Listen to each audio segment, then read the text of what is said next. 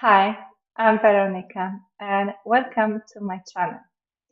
Today I would like to show you one of the reasons why you might be feeling quite stiff or you might find moving um, quite difficult. So in the last episode I mentioned the rib cage and another part of the body that we use but usually in a very predictable way and always in the same kind of range of movement and in the same direction are the hips, is your pelvis. So unless you regularly dance salsa or bachata, probably all you do with your pelvis is just flexing it when you walk, when you sit, and really not much more. So I'll have a little test for you to check how much mobility there is currently in your pelvis, and I also give you some really simple practices so that you can improve it. And that is very important because of mobile pelvis in communication with your spine is really what determines whether you're going to have an ease of movement uh, throughout your lifetime. So let's start with the movement that might seem simplistic, but it's actually a really good way to judge whether you can move your pelvis independently and how much of a range of movement and ease of movement there is there. So you can first walk on the spot for a while and then let your feet land wherever they feel like landing. You might shift the weight a couple of times between the front of the feet and the heels so that you land somewhere really central. Try not to lock your legs, but keep some micro bend at the knees. And then if that helps you, you can place the hands on the hips, but you don't really need to. And start circling your pelvis. So I want to do that just now yet. And I will show you maybe first how often people start circling the pelvis when I say so. It looks something like this. And people think that they are circling the pelvis doing that. But what they actually do is the circle, as you might see, the entire torso.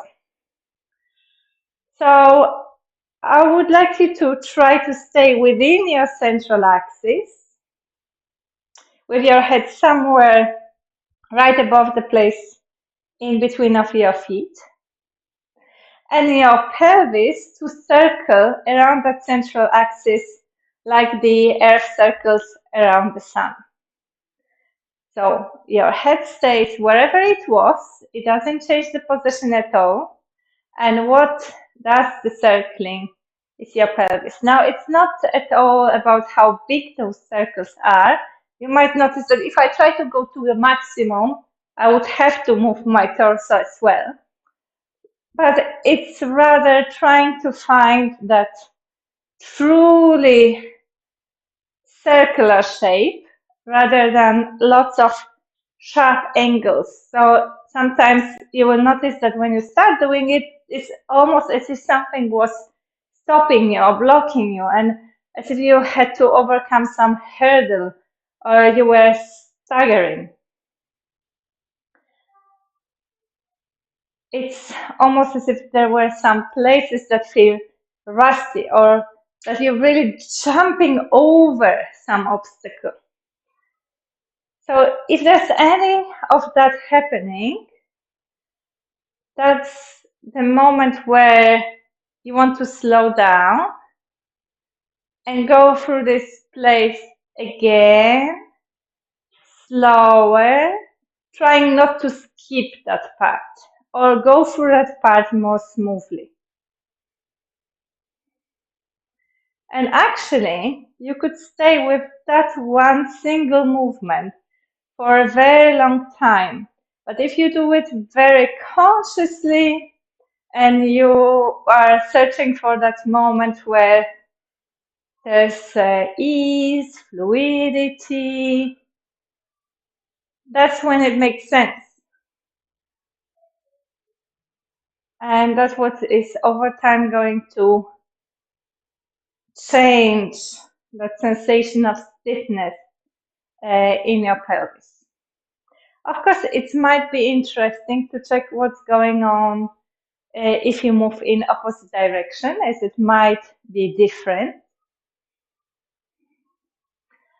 But this is just one of many things you can try, and it's actually a good measurement of how your pelvis is doing to begin with. But I would like to also show you some movements that might feel tricky to begin with, but it's going to be very useful because that is how actually your pelvis should be working when you're walking. That doesn't mean that it necessarily does work this way, unfortunately. So I'm breaking it down into tiny parts.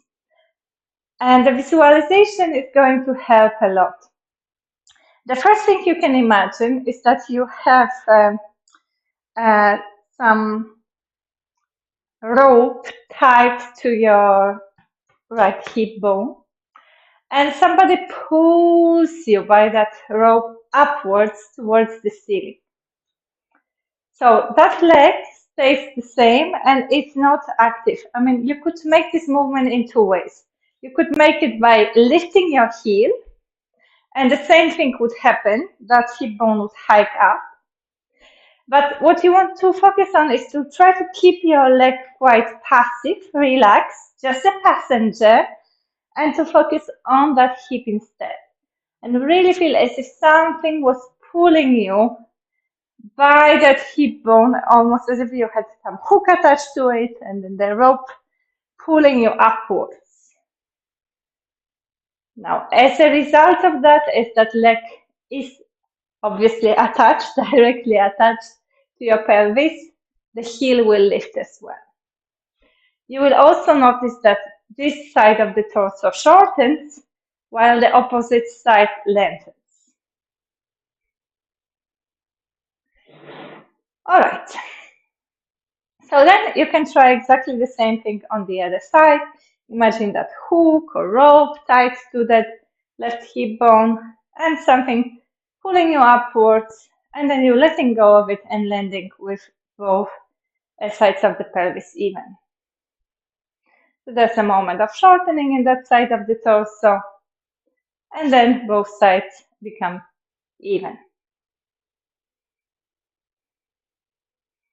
And you might notice that one side wants to cooperate more than the other. That's quite normal. Okay, once you've got that, you could take it a step further. And maybe even before we move to a circle, let's just go through another movement where you keep your feet exactly where they are. You keep your torso relatively still, and you're going to move your pelvis so that one side of the pelvis reaches forward while the other goes backward, and the other way around. And it might be quite a quick movement. It's very similar to when you have those outdoor gyms, for example, and you have that wheel that you can stand on, and then you have handles, and you could make that movement. Exactly the same thing. You don't need a spinning wheel underneath you to make that happen. So this is the forward and backward movement of the pelvis. We've done already up and back down. That's forward and backward. If you have those two, you can combine it into a full circle. So I'll show it from the side. You start from lifting. So you can again imagine that hook lifting that side of the pelvis upwards. And then you move it forward. Then you let it drop and go back to the center. You move it farther back and lift it again. And that's how you create a circle. Tutum, tutum. Again, it could be helped by the leg and the lifting of the heel. You're not bending the knee, notice that the leg is straight. But we want it to be quite relaxed and we want to focus that movement and to start it from the hip bone itself. Up, forward, down, and back. Obviously, the leg and the torso will move together with it, but you initiate it from here. You could even imagine that you're holding on the handle and you're creating this circular movement this way. And it might take you quite a while, a few days, a few weeks, a few months, to really make it easy. Let's try the other side. Maybe now I'll show it from the front. So it's up, forward, down, and back.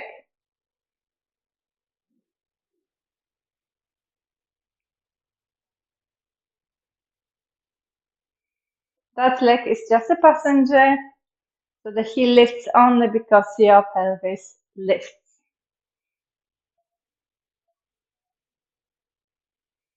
When you do it with one side, the other side stays still and relaxed. Once you've got that, you can combine it into walking on the spot, so alternating.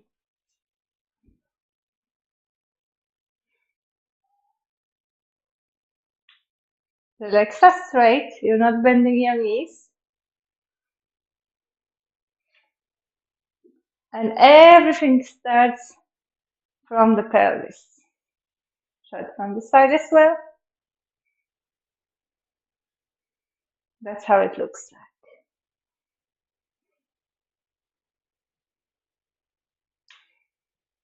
All right. Once you get very used to that, and it will become quite easy, you could go even one step further and reverse it into walking backwards. So it's exactly the same thing. You move your pelvis forward, up, back, and down. Forward, up, back, and down. Same thing, but in opposite direction. And that makes you walk backwards. Forward and backwards.